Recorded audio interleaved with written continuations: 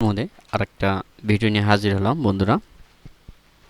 আপনারা দেখতে পাচ্ছেন আমাদের যে সফটওয়্যারটি রয়েছে, এখানে আমাদের যে জিপ ফাইলটি রয়েছে, জিপ ফাইলটি আমাদের এখানে জাস্ট 7 জিপ দ্বারা আমরা এটাকে ভেঙে নেব।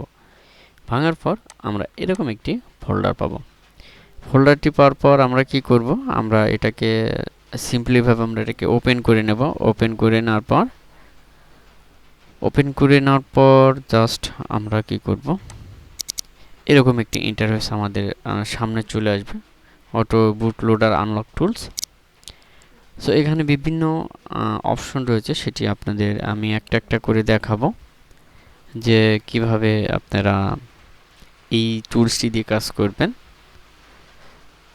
সো সর্বপ্রথম আপনারা দেখতে পাচ্ছেন আমাদের সামনে যে টুলসটি রয়েছে, আমরা এখান থেকে যদি ক্লিক করি আমাদের যে ফাইলটি রয়েছে আমরা এটাকে জাস্ট এখান থেকে ইনস্টল করে দেব। এরপর এখানে আপনারা যদি চান তে জিপ ফাইলটি পেয়ে যাবেন। জিপ ফাইলটি থেকে আপনারা রান করে সেটআপ করতে পারবেন এবং এখান থেকে আপনারা যদি ইচ্ছা করেন এখান থেকেও কিন্তু আপনাদের ফাইলটি সুন্দরভাবে রান করতে পারবেন। এখানে গাইস এই টুলসটির সাহায্যে আপনি এমটিকে যে বুটলোডার রয়েছে সেগুলো এখান থেকে আমরা ইএস এর মাধ্যমে ফাইলটি সেটআপ করে নিতে পারি। তো যেহেতু আমি সেটআপ করছি না, এবং এখানে flashbdon.com এখান থেকে আপনারা ঘুরে আসতে পারেন। এখান থেকে আপনারা বিভিন্ন ইনফরমেশন পেয়ে যাবেন।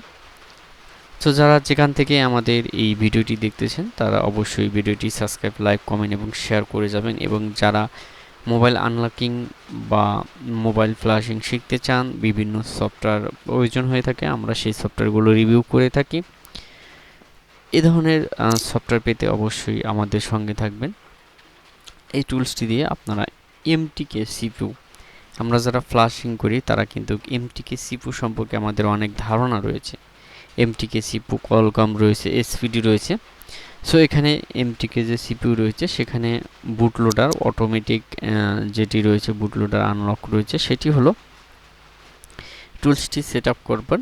সেটআপ করার পর অবশ্যই আপনাদের একটি অপশন আসবে, সেখান থেকে জাস্ট ক্লিক করে দিলে অটোমেটিক বুটলোডারটি আনলক হয়ে যাবে। এই সফটওয়্যারটি খুবই পাওয়ারফুল সফটওয়্যার এবং অবশ্যই এই সফটওয়্যারটি ইউজ করে দেখুন।